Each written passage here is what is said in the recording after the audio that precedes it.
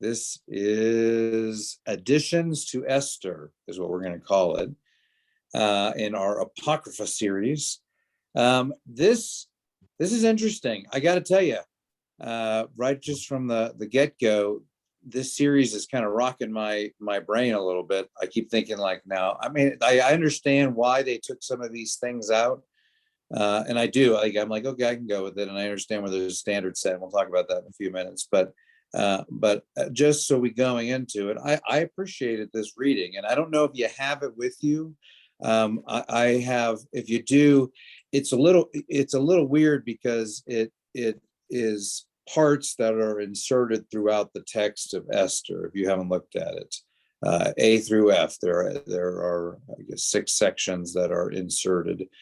And they provide more information. And quite frankly, I thought, hey, I like this information. This, like, I haven't delved deep into the text and, in considerations, maybe just as the extent that others may have, obviously.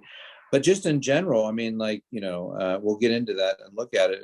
I think it brings more color. And but I understand why they take it off, and we'll talk about that. So what we're going to do today is I want to give just a brief overview just of the story of Esther at some point in this first part. I'm going to talk about the different phases or different versions of Esther we have, and then I'll go over the original one, which we're going to call the Masoretic text one, and that's the one that we have in the Protestant Bible. And then there are 2 other versions that we'll talk about, and one in particular. I want to talk about just generally both the content of it and how it is interspersed. I want to talk about the role of God in it, and perhaps why it was taken out or put in, and other reasons why things were removed or taken out. I want to look at some of the discrepancies which lead to some of the reasons why they took it out as a whole. And then really just sort of the overarching themes that are maybe enhanced. I would say definitely present and enhanced through these texts. Esther as a book, if you recall, and I'll go over just an overview of the story in general. Esther as a book is something that is a part of the writings of the Hebrew text. So it's not in if you want to put the rankings of the Torah, the prophets, and the writings are the sort of not the least authoritative, but they're considered sacred. So even amongst the Hebrew texts, Esther still sort of has a not contested, but a questionable place for reasons we've talked about before. There's no mention of God. It sort of is set in this ambiguous time. It presents itself more as a Jewish novella than it does an actual historical account of an event that happened. It is thought as a whole, as a book, Esther, the one that, just as in general, I mean, it's the same story, just to be clear. It's not like there are 2 different stories. What we're looking at is this is Esther as we know it, but there are just these 6 parts that are inserted throughout that provide more detail.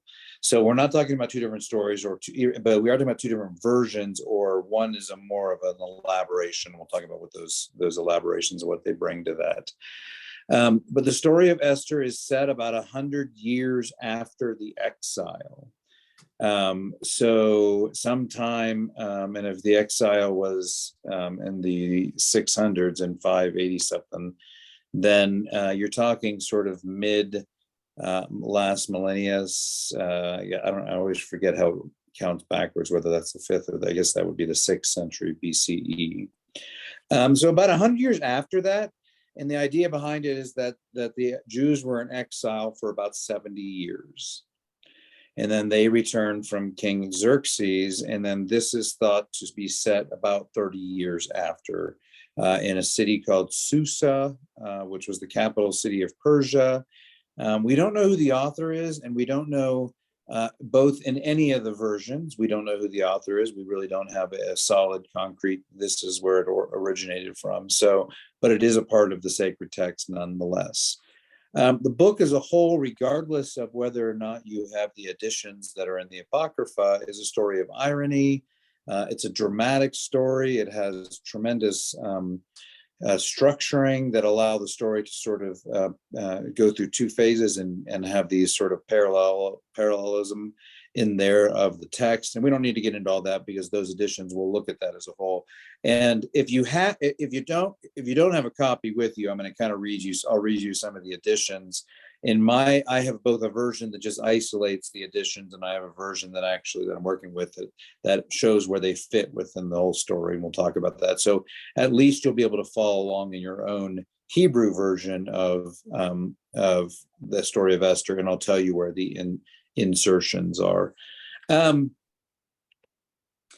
One of the biggest things that Esther, despite its challenge canonically, both in Jewish circles and in Christian circles, is one of the biggest contributions it makes is it forms or gives the origin story for one of three major festivals of Jewish religious practice. So obviously Hanukkah, we're about approaching that for them, and we talked about that last week in terms of the story of Judith.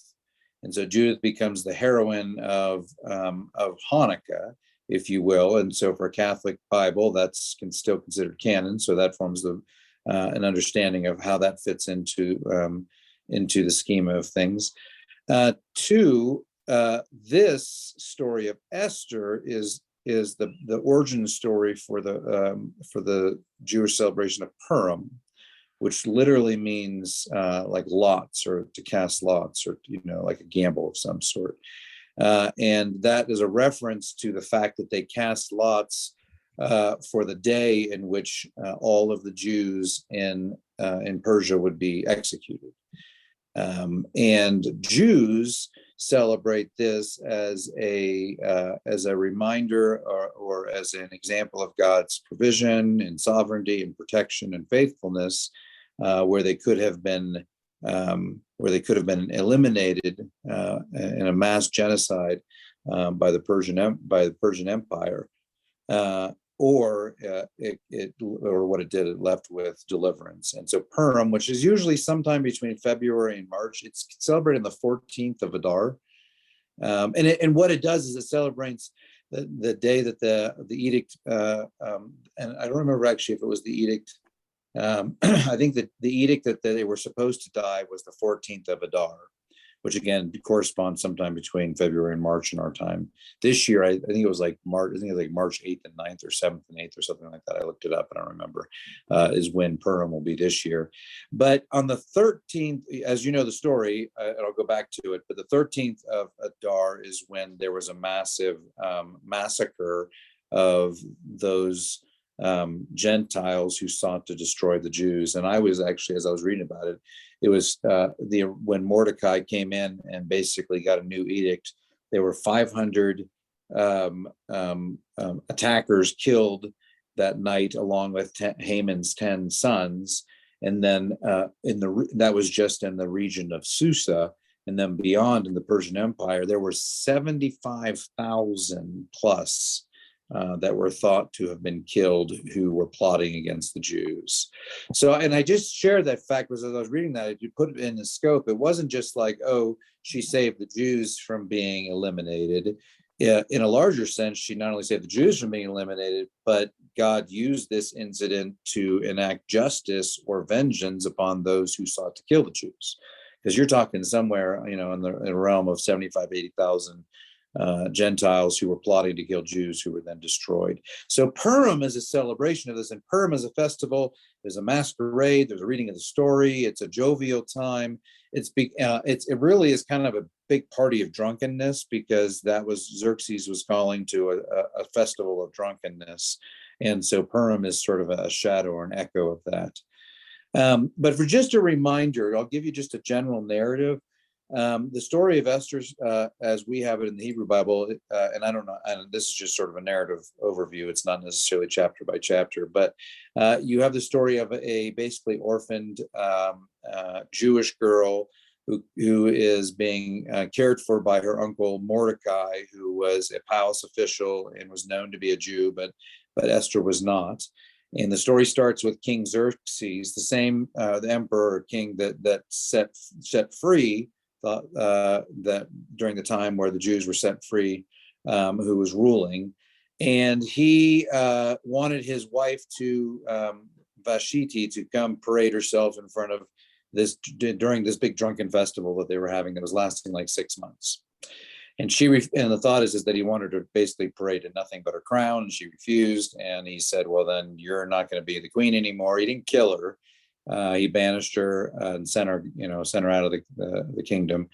And then he said, "I'm going to choose among some new women who will be my new queen." And Mordecai gets Esther, his niece, to go basically present herself to be among the picking. And long story short, she gets chosen as queen.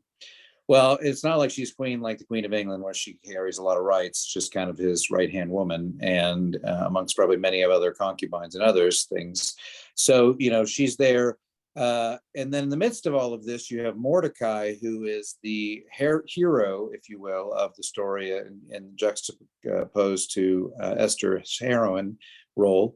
And he is the story behind him is he overhears haphazardly or just casually this plot to kill Xerxes, and he goes and he reports it, and the plotters to kill Xerxes are thwarted, and it goes down in the record of the king's annals of what was happening and why, and that this guy named Mordecai basically foiled the plot. Well, as the story goes on, Xerxes has this guy named Haman, who's the villain, and he has promoted Haman, and Haman is walking through town, and Haman doesn't like Mordecai because Mordecai won't bow to Xerxes, or Mordecai won't bow to Haman. And so Haman basically decides to have a plot against the Jews, and he decides to trick Xerxes into killing all of the Jews. And this is where the whole throwing of the lots thing, and they figured out on the 14th of Adar, that's when the Jews were going to die. The plot is released. And in the meantime, Haman gets mad, and he builds a gallows because he's going to basically hang Mordecai, and he's just, blood vengeance and all sorts of things. Well, in the midst of all of this, you have this sort of divine reversal where the king is unable to sleep one night. He asks for the records to be read, so he bores himself to put him back to sleep. And while they're reading the records of the king's events, he becomes aware of the fact that someone saved his life and saved this attempt on his life, and that person was never honored. So in the midst of all of this, Haman, the villain, comes in, and the king says to Haman, "How would you honor someone who has done this great deed for me?" And Haman thinks he's talking about himself. So he's like, "You should have a parade for him and stick him on the throne and have, I don't know, all the, lavish him with praise." And then all of a sudden the king says, "Well, then you'll have to do that to Mordecai, because Mordecai is this man and Haman's mad."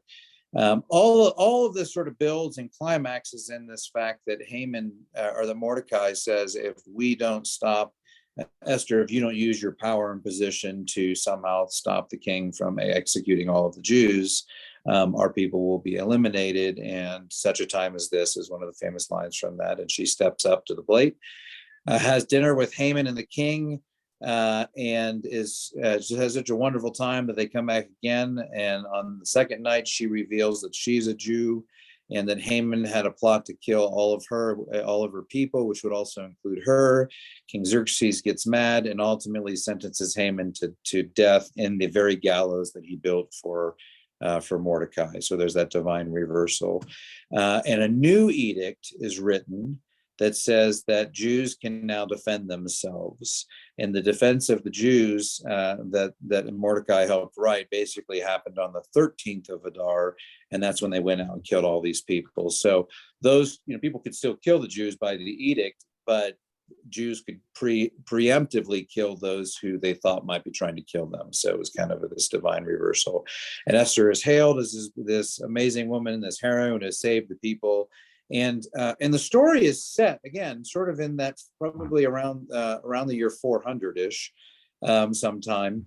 And that is when we sort of in that range. But the additions, or the additions to Esther that we're looking at in the Apocrypha, are thought to have been added in 114 BC. So almost 200, almost 300 years later that these additions were added. And so what you need to know about the two editions is the first edition, the edition that we have in our Bible, the Protestant Bible, are what we call the Masoretic texts. And the thought is that the MT is what it's notated as. And the thought is that actually this was an oral tradition story that probably came out of their time in exile and then was eventually written down. And then the Masoretes took the text, and there's some questions about if they did anything to it, but we'll get to that in a few minutes. But the point is this: our Bible is the Masoretic text, and then there are about 100. And there's a little bit of debate. I've seen 150 extra verses. I've seen 110 extra verses. I've seen more 107. So there's 100 plus extra verses that were added sometime around 100 BC, before Christ was around. So they were added, and this was a time, remember we've talked about this, the Hellenization that came over, and the Greek influence. And so the version that was written around 100 or 114 BC was written in Greek. So we have three versions: the Hebrew version, the same version we have in our Bible; the Greek version, which is ultimately what we call the Septuagint version. When I say Septuagint, it's also abbreviated LXX, and that's just the Greek version of the Hebrew Bible. So when they translated that sometime in the 1st century, Esther, we got a Greek version of it. And in this Greek version of it, we have these 107 plus verses that are in addition. So the mystery that we're solving, that we're going to look at, that we're going to talk about at the end, is why were these added? Like, what is the rationale for around that 1st century mark to add these extra components? Because prior to that, there's no record of them. You have the records of around the 400th year, or whenever they thought that was written, and then you have the 100, the first end of the beginning of the 1st century before Christ. Okay, does that make sense? Is that overview sufficient? To be honest with you, I was just sort of vomiting what was in my head at that point. I wasn't really even thinking. It was just sort of pouring out of. I went on autopilot there for a minute. I was trying to read through it today, and I was confused about all those additions, and because they're inserted, they're not tacked on at the end. They're just kind of dropped in here and there. You're absolutely right. And the fact that there's a reason where they are and why they fit and how and the reason they feel awkward. And I'll explain that in just one second. So here we are. Its dating is around the thought of this edition. Again, I said is around 114 BC, but there are some that suppose that it was actually, and they get that from that 11th chapter, is what gives them the dating in 11:1, and we'll look at that. That was one of the additions. That addition puts the dating of the Greek version around this reign, which some people say is around 104 BC up to 77 to 78 BC. The author is thought to be an Alexandrian or Egyptian Jew that was living in Jerusalem, that was Hellenized and wrote Greek, of some educated background, and not necessarily, not necessarily a scribe, per se, or a rabbi, but we just don't know. We just know that the person probably was a Jew because Christ wasn't on the scene, and why else would they be translating this other than to communicate to Jews who had assimilated into a Hellenized culture, who now read Greek rather than Hebrew, or more accustomed to Greek. So, and again, remember at this time, this is 3/4 of the way through the 400 years of silence. So they're 300 years without a prophet, 300 years without a lot, so there's a loss of Jewish identity, not only with the influence of the exile in Persia and trying to reestablish that in the Second Temple, but as the Hellenization came over Jerusalem in that period between that 400 years, or during that 400 years, that really influenced just the way Jews thought about life in general, and and that's, just what happens when cultures blend.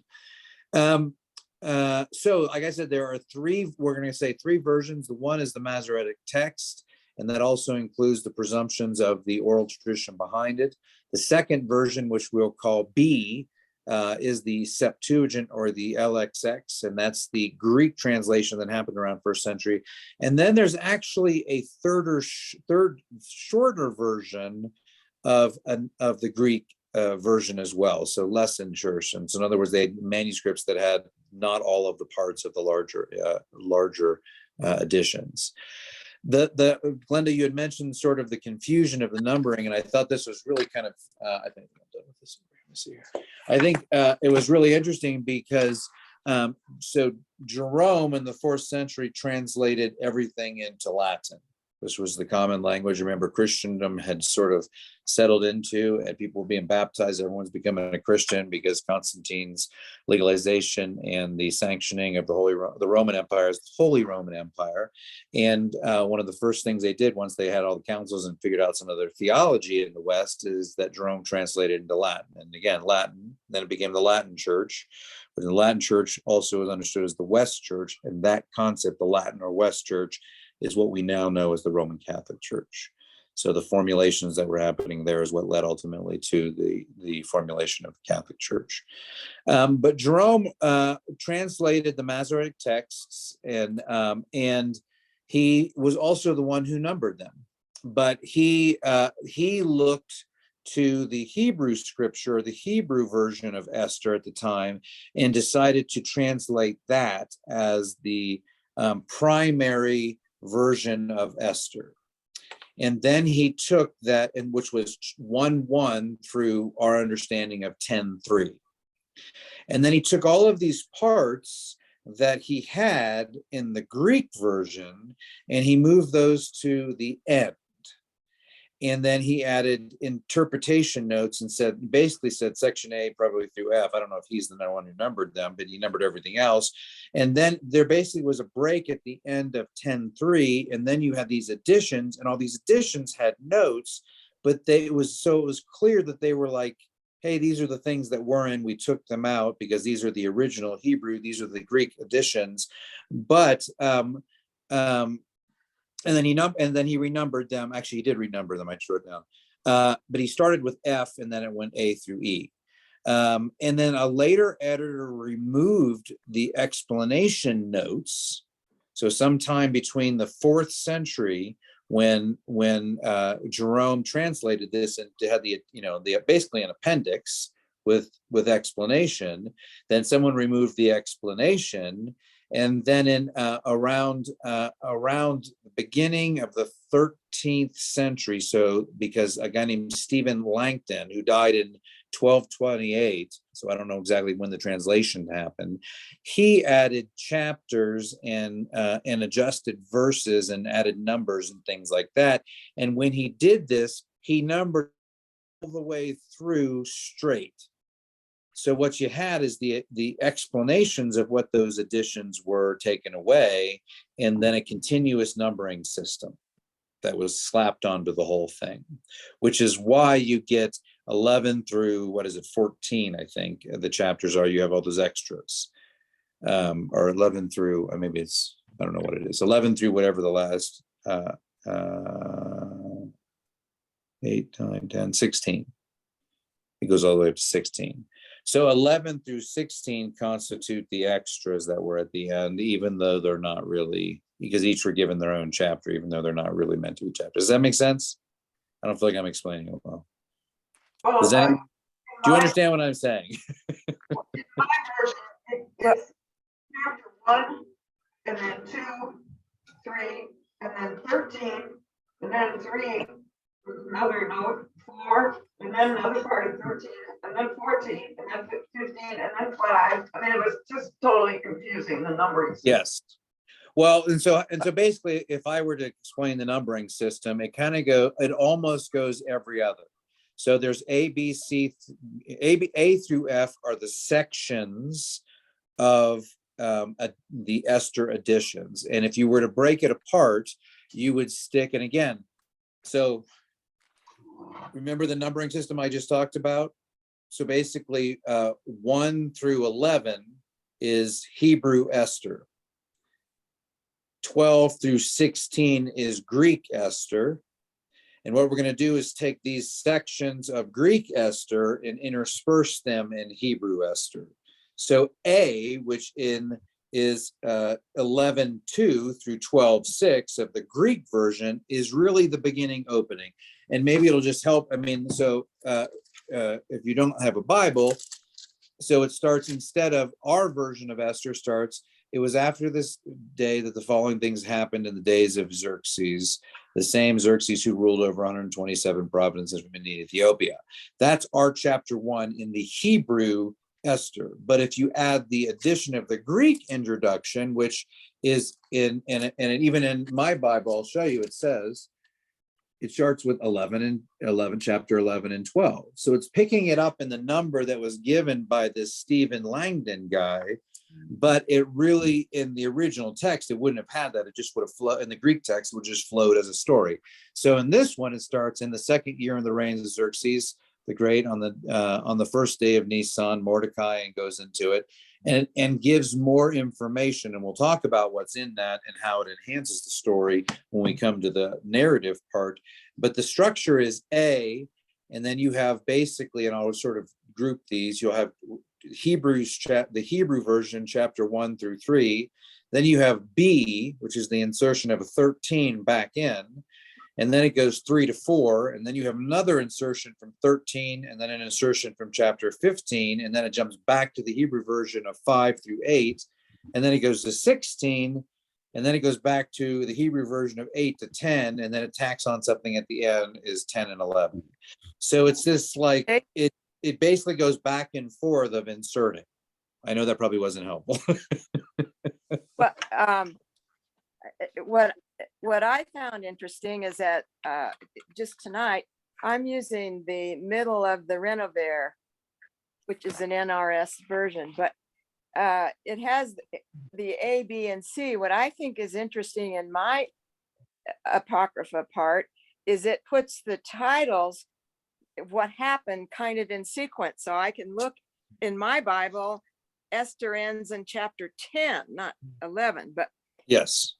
what happens is that in edition A, well, you have Mordecai's dream, and then in that number 12, a plot against the king, and then it says end of edition A, and then it starts with 1 of Xerxes' banquet. Exactly. Trying to figure out what this meant, because it would say end of A, but when I was analyzing what was original Esther and what was extra, then when you put that together and look at it by the section sequences, it's kind of chronological.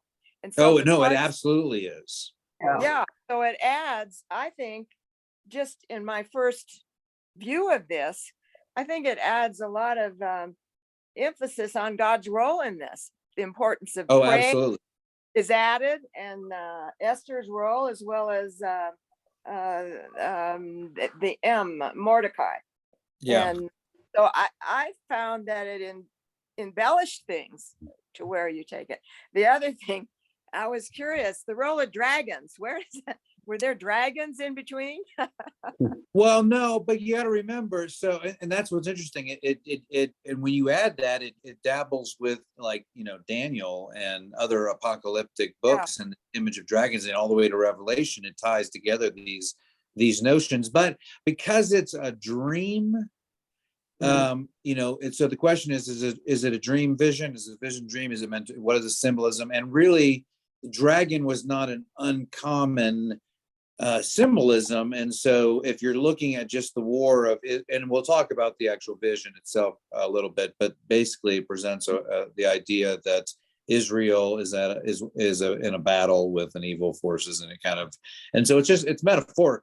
It's very easily chalked up as metaphorical rather than literal.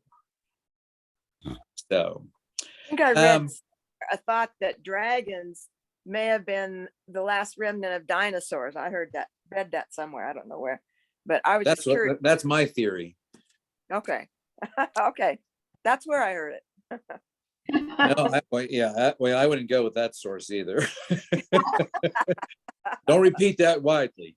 That's why I tell you when I'm interjecting things that I think, you should never repeat those. Only you can repeat anything else I say because I'm drawing from larger sources. But if I say that's what I think, you should keep it amongst ourselves.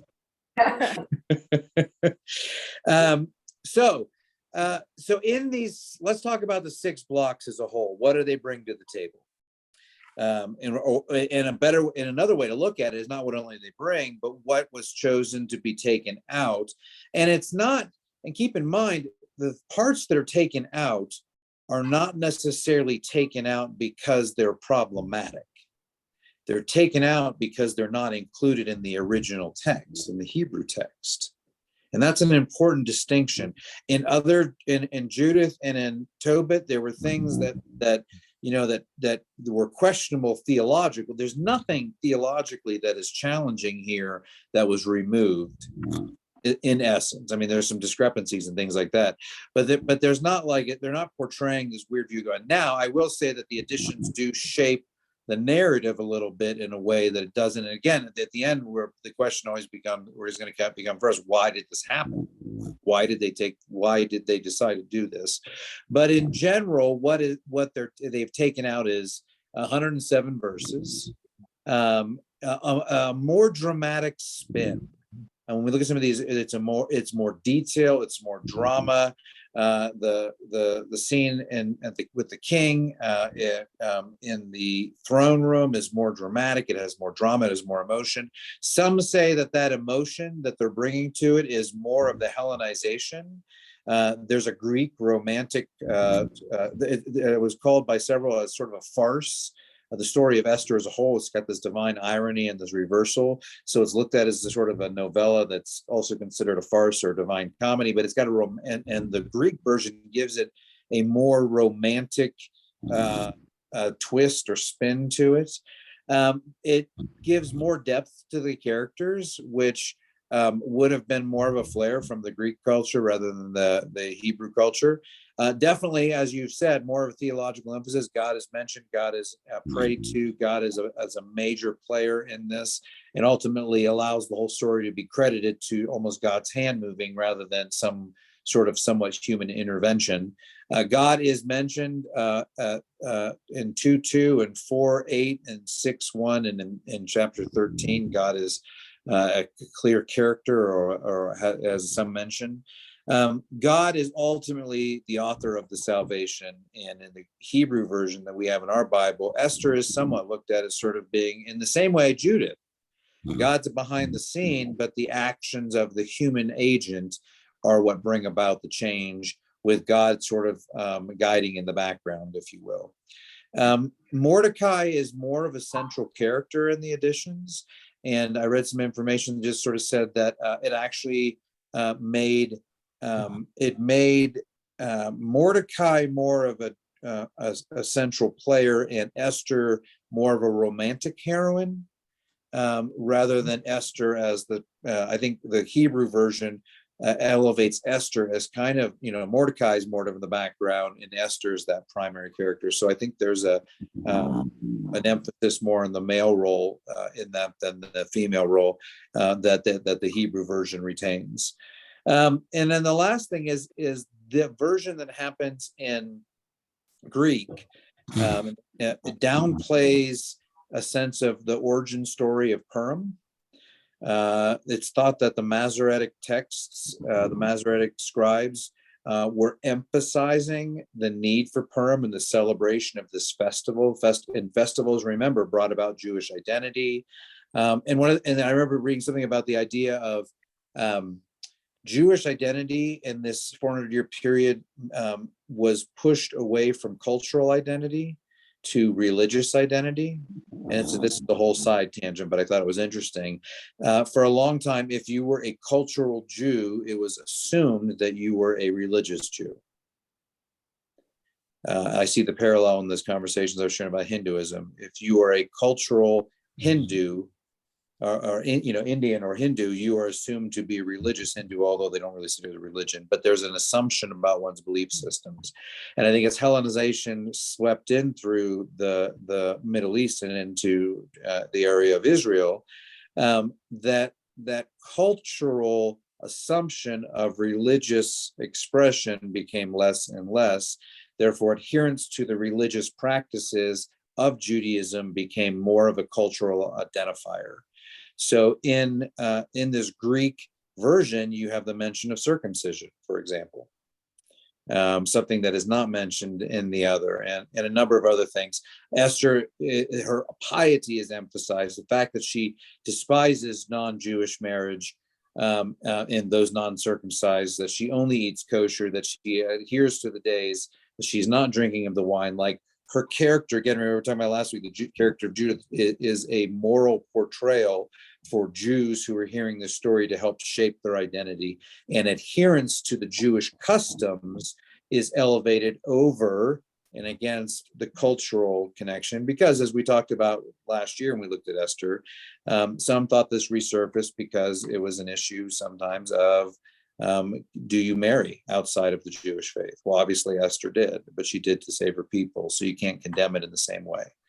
Was she really married to, I mean, she was queen, but I don't, and she had authority. He gave her authority. I would assume that if you were queen, that was kind of a marriage type situation. But I mean, back in that day, marriage was more about property than it was about like role.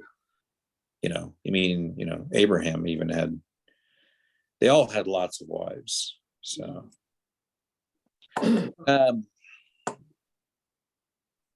okay. Let's go to any questions thus far? No. All right. So let's go to the different. Let's go to the discrepancies that are named, and then we'll actually look at maybe some of the reasons why, and then we'll actually look at the text. So some of the things that cause problems when you insert these Greek segments. Well, let's go in general. If I were to just quickly summarize them, the version of the beginning, it gives a vision of Mordecai's dream. It includes the dragon, a spring, and rushing water. It's sort of setting the stage a little bit more for the drama that is yet to occur. That it sort of invites the reader to see these two dragons, and it's sort of like this foreshadowing of the story of this battle of which is what's yet to come, and who'll win. Later on, and then you have the introduction of the actual Hebrew stories, and then you have the insertion of Haman's decree to kill the Jews. And I think we'll actually read that because I think that's actually really quite interesting in terms of what it actually is saying. C has two prayers, a prayer from Mordecai and a prayer from Esther, and Esther's prayer. She sort of acknowledges, or she is sort of says, declares her piety or her righteousness or adherence to Jewish. Again, that's that character shape. The shaping of the character around who Esther is comes through that prayer that was taken out, but it is included in C. There's a more dramatic throne room scene in D. Mordecai's decree that allows the Jews to go out and kill anyone who's attacking them is also included. So you have B and E are both those decrees that come in more detail. And then finally in F is basically the interpretation of Mordecai's dream, and then the short statement of the authenticity called a colophon, which is sort of just dates it in terms of a year. The discrepancies that exist in this is Esther's attitude towards the king is different in the original 2:15 through 18 and the additional 14 through 15 and 16. And then when the 14, 15, and 16 is the section where she abhors basically anyone who's not circumcised, the bed of the uncircumcised, I think is what it was. And so she can't both like and hate him at the same time. So that creates a conflict. In 119, there's and in 8:8 of the original Hebrew version, there's a claim that the edict that Haman and Xerxes made against the Jews was irrevocable. And the resolution of that in the Hebrew version is that a second edict is made, but in the 16 verse 17 of the editions, the original edict is reversed. So something that is irreversible is reversed, and something that's just not heard of very often in that time. There's an inconsistency in Haman's death. In the original version, he's hung in the gallows that he made in chapter 7, verse 10. But in 1618 of the editions, he is crucified. So it creates a challenge, obviously. The Purim, who's allowed to participate in the festivities of Purim? In the original Hebrew version, in 9 verses 20 to 32, it was only Jews. This was a Jewish celebration. But in the addition, in the Greek version, it was for all the Persians, and in 1622 claims it for everyone. It was a celebration of all of the community, which I kind of liked. I mean, the king was happy. He's not just saying to Jews to celebrate. He's like, hey, my queen, my beautiful queen was saved. Let's let the nation celebrate. There is no mention of circumcision in the original text. And then in chapter 8, at the end of chapter 8, the Greek version is added, a mention of circumcision. And then also Esther's piety. You don't have that sense of exalting her or lauding her in the original version, but in that chapter where Esther offers her prayer, she exalts her own piety for the sake of, again, I think, for the formation of Jewish identity. Okay. Before we look at the text, let's just real briefly, I'm just going to name 5. I just want to name 5 things that stand out as why they would have chosen to take these out beyond just the fact that they weren't in the original text. And again, this was Luther's decision to excise them was the fact that he just took the end of it and chopped it off because they were numbered in the way they were, and so he put that in the Apocrypha as part of it, or as we now call the additions. But why would it have happened in the first century? And so the question becomes: is what does it add? Does it and the theological emphasis is the biggest thing. If you were in 300 years after it was written, you're looking at this text and you're like, hey, God's not even mentioned in this. And because of that, it has always been questioned of whether or not it should even be in the canon, even of the Hebrew canon. So by adding theological language, story, narrative, the character of God, all of this in, then all of a sudden you give warrant. No, it has theological value. It's not just about the formation of the identity of the Jews, but it's about the character of God's faithfulness in the story of Israel. It strengthens by adding those 2 edicts. It sort of gives more detail. It gives the actual edict. They become historic documents inserted. The addition to the end of the book where it dates it gives it more authenticity. It says, hey, this is when it is. And it sanctions it, so it adds credibility essentially to the book as a whole.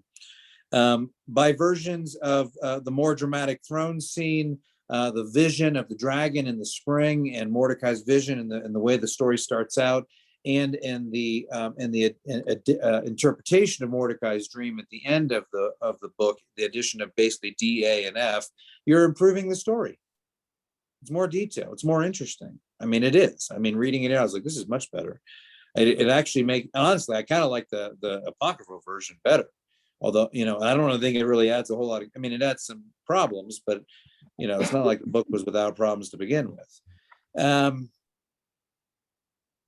A scholar named Klein, I don't know where his first name was, David, I think, argued that they added it to assimilate it to scriptural norms.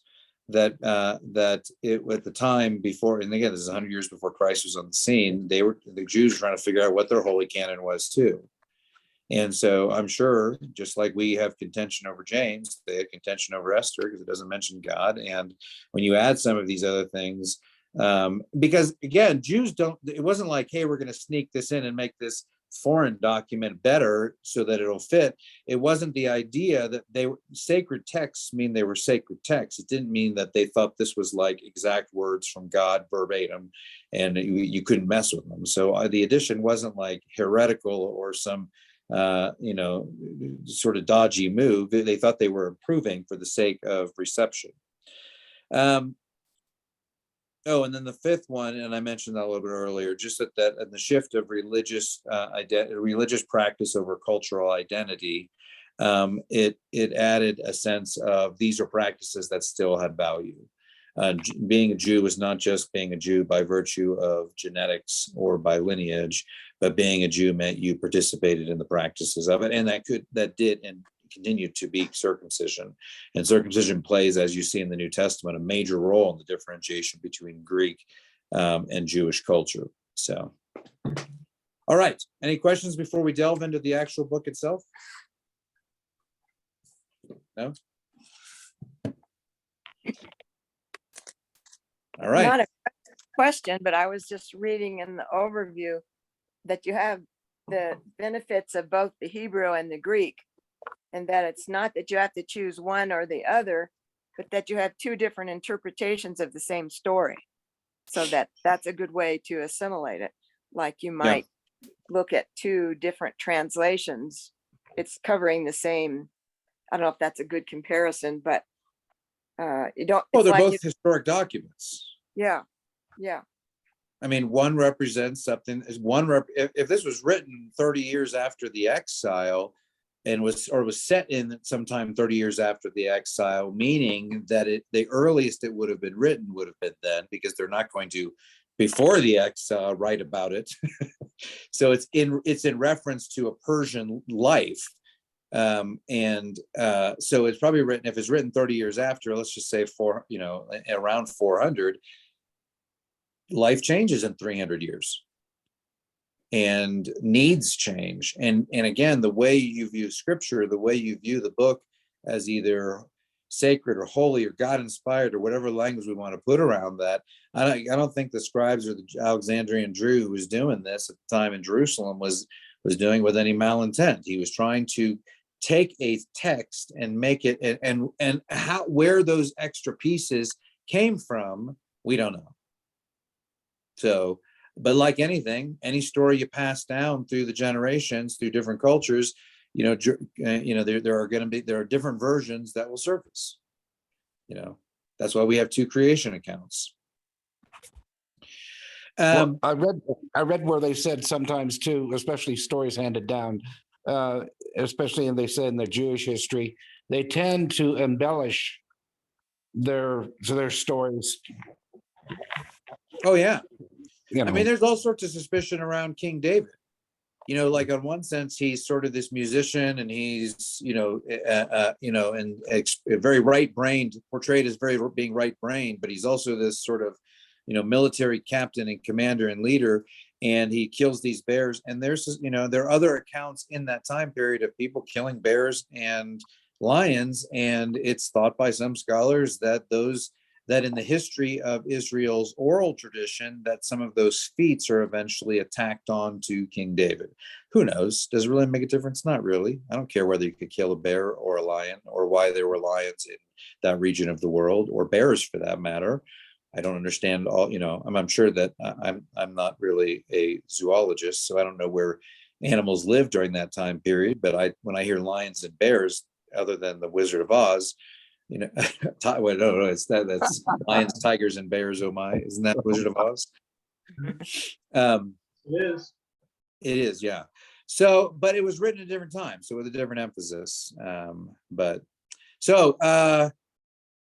Edition A is the precursor, and again, it gives you some information at the second year, as I read earlier, this is what happened, and it said. Mordecai, the son of Jerison of so and blah blah blah, had a dream. He was a Jew living in the city of Susa, a great man serving in the king in the court. He was one of the captives meaning from the exile, who King Nebuchadnezzar of Babylon had brought from Jerusalem with King Jehonai of Judea, and this was his dream. Noises and confusion, thunder and earthquake, tumult on the earth. Then two great dragons came forth, both ready to fight, and they roared terribly. After roaring, every nation prepared for war to fight against the righteous nation. meaning Israel. It was a day for darkness and gloom, of tribulation and distress, affliction and great tumult on the earth. The whole righteous nation was troubled. They feared the evils that threatened them, and they were ready to perish. Then they cried out to God, and their outcry, as though from a tiny spring there came a great river with abundant water. Light came, the sun rose, the lowly were exalted, and devoured those held in honor. Mordecai saw in this dream what God had determined to do, and after he awoke, he had it on his mind, seeking all day to understand it in every detail. That's a much more dramatic beginning. It sets the stage. If that's all you read, and then I was like, okay, next week we'll carry on with the story. You're like, well, what's going to happen? And then it goes on in chapter 12, again, of the editions, and I'm not going to read it all, but it goes on and it basically is the story of the plot against the king that Mordecai heard. And it just gives 6 verses of detail of how a little bit more about that plot. And then it ends, and then it jumps into the original Hebrew story of Esther, where Xerxes holds a banquet. He wants his wife to come around and dance around, and she says no. In chapter 1, he dismisses her, and then he says he needs a new queen. In chapter 2, Esther becomes the queen. And then at the end of chapter 2, the plot is discovered that Haman is going to kill all the Jews. In chapter 3, Mordecai refuses to bow to Haman, and so Haman basically then casts lots and he convinces Xerxes to kill the Jews. And then it says at the end of this section, instructions were sent by couriers to the empire of Xerxes to destroy the Jewish people on a given day of the 12th month, which is Adar, and to plunder their goods. And then there's the letter. And I'll read you that. This is the king's letter. This is a copy of the letter. It says, this is the edition, B.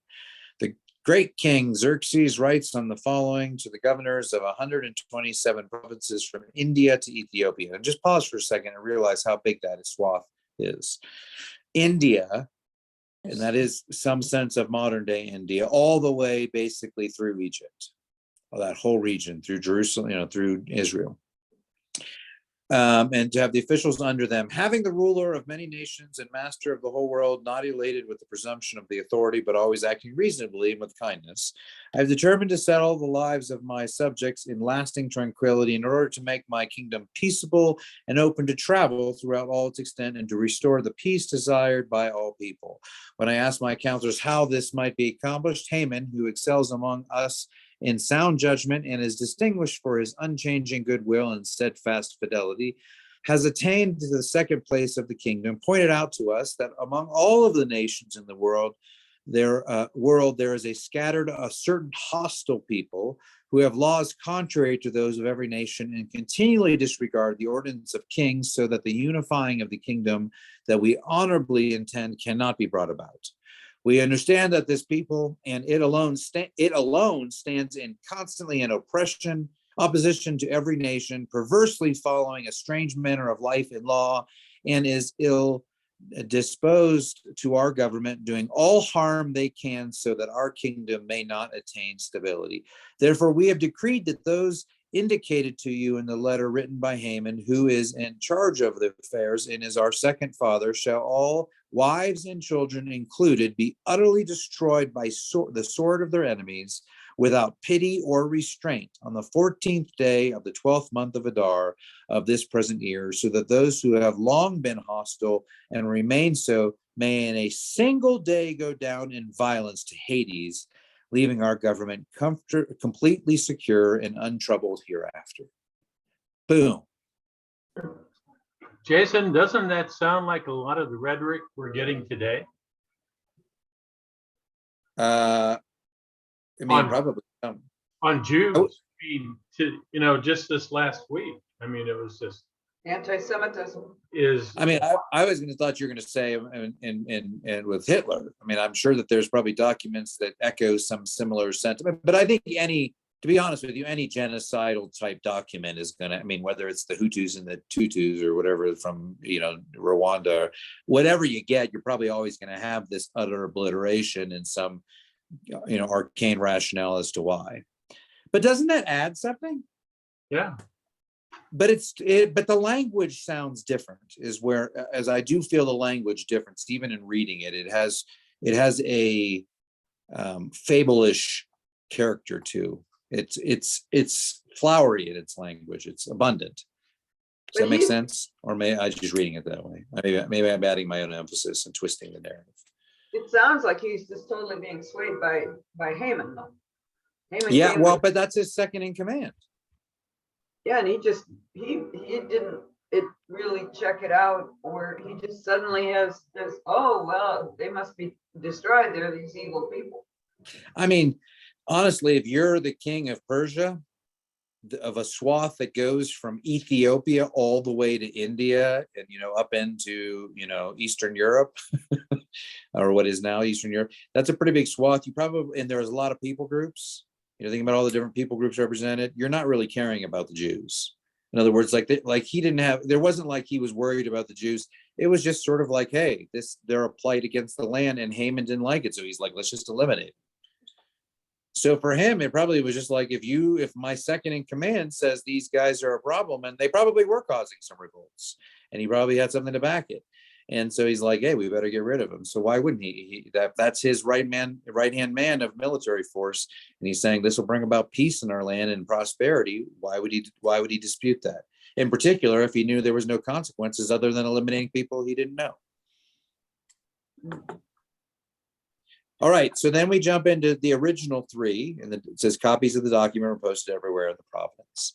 So Mordecai then appeals to Esther's aid, and then says, now is, I think that's when it says the time is this. And she goes, yeah, I think that's where it says it. I'm not sure though. But then after this, Mordecai basically appeals to Esther, and then you have the addition of Mordecai's prayer, and I'm just going to read you the first few verses of that. And this is the edition C. Then Mordecai prayed to the Lord, calling to remembrance all the works of the Lord. He said, Lord, Lord, you as ruler, king over all things, for the universe is in your power, and there is no one who can oppose you when it is your will to save Israel, for you have made heaven and earth and every wonderful thing under heaven. And he goes through and he basically gives God credit. And now, Lord, God and King, God of Abraham, spare your people, for the eyes of the foes are upon us to annihilate us and destroy the inheritance that has been yours from the beginning.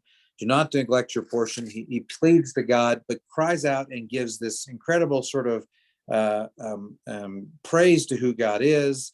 And then it falls. And then right after that, in verse 14 of the additions, Esther offers a similar prayer for people. And then I'll read you the part where she boasts of her own piety. You have knowledge of all things, and you know that I hate the splendor of the wicked and abhor the bed of the uncircumcised and of any alien. So again, that contradicts how she felt about the king in earlier portions. You know my necessity, that I abhor the sign of my proud position, which is upon my head, meaning her queenship, on the days when I appear in public. I abhor it like a filthy rag. I do not wear it on the days when I am at leisure, meaning her crown. You, your servant, has not eaten at Haman's table. I have not honored the king's feast or drunk the wine of libations. Your servant has had no joy since the day that I was brought here until now, except in you, O Lord, O God of Abraham, O God, whose might is over all, hearing the voice of the despairing and saving us from the hands of evildoers. And actually even save me from my fear. And that was the other thing, is that she is portrayed as much more fearful in this, the Hebrew version. She's much more courageous in and not that she's more fear, maybe not that she's more fearful, it's just her fear is portrayed or exhibited. But you remember, through the lens of hearing this is who we need to aspire to be like. She follows the laws, even when under subjugation, even when in this high role, she's still following these Jewish laws and customs. So then at the end of edition C, you have the edition D, and this is where Esther is received by the king. It's just more of an elaborate, has more more information. Verse 2, then majestically adorned, after evoking the aid of the all-seeing God and Savior, again, credit to God, she took 2 maids with her. On one, she leaned gently for support, while the other she followed carrying her train. So she has big, big dress. She was radiant with perfect beauty, and she looked happy as if beloved, but her heart was frozen with fear. Again, in a reference to how scared she was. When she had gone through all the doors, she stood before the king. He was seated on his royal throne, clothed in the full array of his majesty, covered with gold and precious stones. He was most terrifying. Again, adding more drama to this sort of lifting his face, flushed with splendor. He looked at her in fierce anger. The queen faltered and turned pale and faint and collapsed on the head of the maid who went in front of her. And then God changed the spirit of the king to gentleness. In an alarm, he sprang up from a stone and took her into his arms. And she came to herself, comforted with her soothing words, and said, "What is it, Esther? I am your husband." There they are married. Take courage. Do not die, for our laws apply only to our subjects. In other words, you get a free dispensation because you walked into my court without announcing. But what's unique about this more dramatic narrative is that God changed his heart. Something that you see in various points in scripture. God hardened Pharaoh's heart. You don't see a lot of tinkering with hearts, but God does intervene at some points, and God intervenes and changes his heart and gives him compassion. And then the addition of D ends, and then we get into the plot for Haman plot against Mordecai. And then Mordecai is rewarded from the king where he couldn't sleep, and he says, "Read to me." And then Haman comes in. And then it moves to these are the Hebrew versions. Haman goes to Esther's banquet, and then when it's realized that Haman on the second time realizes that Haman was the one who was endangering the Jews, he is punished, and the gallows are prepared for him, and that's where it said he was hung. Royal favor is shown to the Jews, as Maya puts it, and then you have the insertion of Mordecai's new decree. And it's kind of long, so I won't read the whole thing, but I'll just read you the first part of it. The following is a copy of the letter. The great King Xerxes of the government of the province of India to Ethiopia, blah, blah, blah. Many people, the more they are honored with the most generous kindness of their benefactors, the more proud they become, and do not only seek to injure our subjects, but in their inability to stand prosperity and undertake the schemes against our benefactors. What has been wicked, and skipping down just and often as many of those who are set in place of authority have been made in part responsible for the shedding of innocent blood.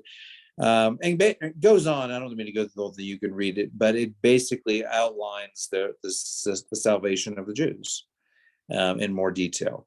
And then that ends, and then it starts up in chapter 8 of the original Hebrew. Let copies of the decree be posted conspicuously in all the kingdoms, blah, blah, blah. And let on that day their enemies. 9 is the victory of the Jews in the institution or the origin of the festival of Purim, leading into 10, and then which is where it normally ends, and it ends actually in the original version. Mordecai acted as an authority of the king Xerxes and was great in the kingdom as well as honored by the Jews. His way of life was such as to make him beloved to his whole nation, period, end. But then the Greek version carries on, and with Mordecai's dream fulfilled. And it says, all things have come to pass, or have come from God, for I remember the dream that I had concerning these matters, and none of them have failed to be fulfilled. And goes through and talks about the fulfillment of that. So there's that completion. The story starts with that vision and that dream, and sets the stage. And like a good Greek complete novel, it comes down to full fruition at the end. And then there's a postscript added on as chapter at the end of as chapter 11 in the 4th year of the reign, and that just sort of adds the authenticity or the dating to it, to the story. So there you have it. That's the additions to Esther. How are you feeling about it? In my Bible, they're there already. They weren't additions. Yeah. Just, that's the way it is. And that's what shaped you as a child. You just were shaped by those additional readings. So Absolutely not. So how do you, then Jim, as our resident Catholic, how do you feel about the fact that the Protestants took out those sections because they weren't in the Hebrew? The reason we didn't is because they weren't in the Hebrew text. The Hebrew version didn't have them, and the Protestants went with the Hebrew version. That's why we took them out. How do you feel about that? Do you think we were wrong? Yes. Do I have to qualify what? No, I don't. I don't really. I don't think it matters, really. I don't. Yeah. I mean, it, you know, it's a good story, I guess. It adds a little flavor to it. Yeah. No, I think the problem is probably with our understanding of interpretation and the need to put some authority on this and what those inconsistencies do when you add them with the Greek texts. I mean, I actually kind of like them. I think it's actually a better story. It feels more whole. If it's going to be a novella or a fable or sort of set as maybe not necessarily an exact real story, but a characterization of a story, even if it's God inspired to come to our plates that way, I'm good with more detail. I'm also good with them noting that those are additions that happened some 300 years later. I think that's responsible as well. Yeah, Jim, go. Jason, it- I'm sorry, what? Someone go. Jim, you raised your hand. The Jewish people have suffered from the beginning of time, it seems, and even today. Why do people hate them? Why are they tortured? And the Catholic Church was terrible to the Jews all through history, they blamed them for killing Christ. But why hasn't it changed? I mean, in this modern world, why? It bothers me. I think it's probably the core exclusivity of Judaism. I mean, even more so than Christianity. Jews are like, yeah, you guys got it wrong. It's us, not you. I mean, if you're a hardcore Jew. But if you're, but it's the exclusive, in a world, that's why Judaism is often referred to as radical monotheism, because, in the Hindu and remember I talked about the Fertile Crescent, those who went east were some version of Hinduism, but it was polytheism, and those who went west were some form of Greek mythology, and they were polytheistic, even into, you go into the Canaanites and over into the Mediterranean, still polytheism reigned. So all of a sudden the Jews come on the scene and they're like, nope, you're all wrong. We got one God and it's our God. Well, all of a sudden they're like, kind of like the kid on the corner who's a jerk because he thinks he's the best. And so they started hating them. And not only that, but I do think the despised nature of humanity. I mean, the way that, God said the world will be saved through you, but the world would despise you. So it's almost predicted. God said this is going to happen. So and we, by extension, ought to also experience that, but we don't. We've created a Christian. This is the challenge of the larger Christendom that we've created in the Western world, and by extension, the rest of the world, is that we've created a Christian empire where we can bask in the benefits of being a Christian rather than the persecution of a radical new way of life. I mean, if you really I remember the Amish. The Amish used to, when I was in New Wilmington, the Amish had they didn't participate in public health. They ran a giant auction, made a couple $100,000 every year, and then basically put into this huge fund. So they had millions of dollars, and that's how they deal with their health care. They deal with one another. And I think in a very radical form of Christianity, that probably more akin to what the scriptures portray in the gospel, we're called to live in a different type. We don't live anyway. That we're called to. We're called to live in radical connection and community. We're called to abandon, the comforts of this world for the sake of making sure others are comforted in their misery. And we don't. I mean, there's no if and or about it. Talk to any missiologist or theologian who deals with the identity of the church in modern day times. And 9 out of 10 are going to basically say we have abandoned the gospel for the sake of a comfortable Christianity. And that's not what you're paying for, though. But it's good. good food for thought. Go on, Nora. What were you going to say? Let's bring us back on topic. Well, what I was going to share is in relation to these two phases of Esther. It's interesting to learn what went on in between, to get a grasp of. It made me think, I never had thought what it was like when all the Jews were in exile, and how it's sort of like in the history in the Old Testament, the Jews, they kept screwing up even after they were released from Egypt. They had to spend so much time in the wilderness, and then even with the prophets, they keep screwing up. And so Yeah. it's hard to follow the path. And even as Christians, we screw up. I mean, it's a hard path in some sense, but Well, that's precisely why, in my belated devotions that I'm sending out, because sorry about that, but I tried Monday and Tuesday to write. I just couldn't do it. I couldn't muster. Anything I wrote was crappy. And I was like, I can't send that out. I don't even think the stuff I sent out is that great. But the idea of Abraham, this is my struggle in that one. And the one about Abraham is that, what Abraham is credited as this righteous guy who's willing to sacrifice his son. Well, what if he was just following the laws of the land? And it's God. Every other passage in scripture is human screws up, God is faithful. Human screws up, God is faithful. well, and I was thinking about that passage, the part of Abraham and the dentist theory that you shared. Yeah. But in reading the scripture of it, God told him to sacrifice to sacrifice Isaac. And the thing that stood out to me in reading your commentary, replicating the scripture part, is that it was amazing. Every time Abraham had to respond, he said, "Here I am." Even when he's responding to Isaac, he said, "Here I am." And it's amazing to me in the Old Testament that God, he was closer walking with him, and then it shows where he went up. He ascended up afterwards. But the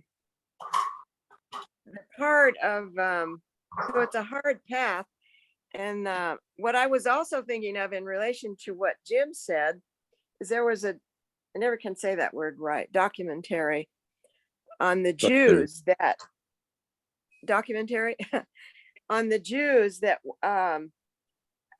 that the lawyer, the famous lawyer that's always on TV, he had put it together. He narrates some of it.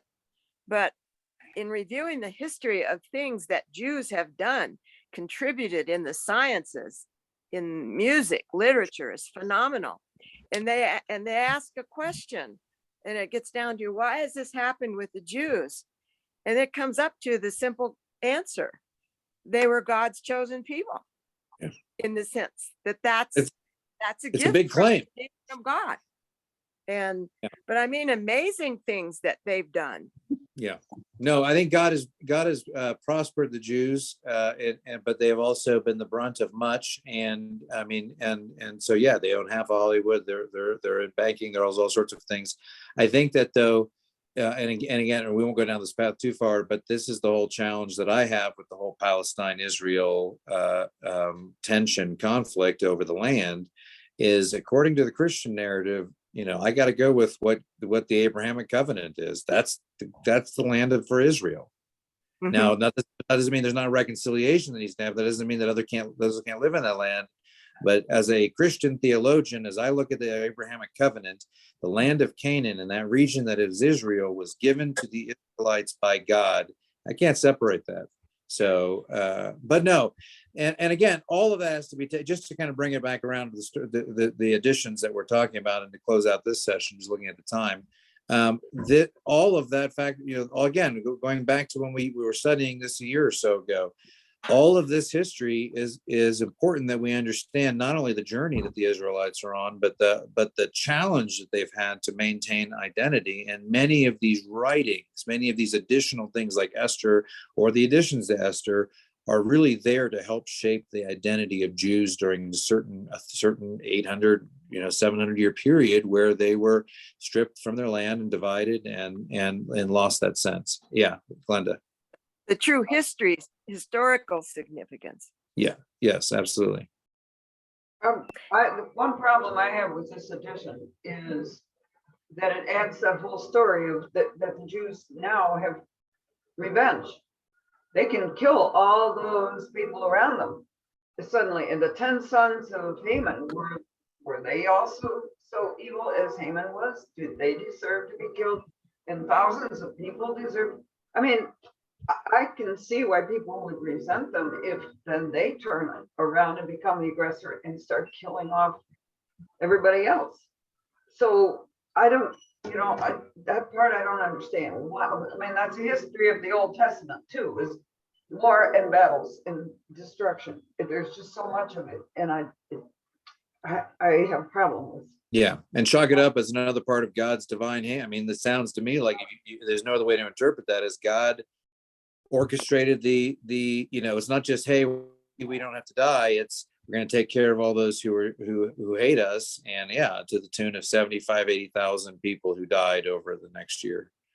Yeah, it doesn't make sense. The other thing that doesn't make sense to me is how fickle Xerxes is.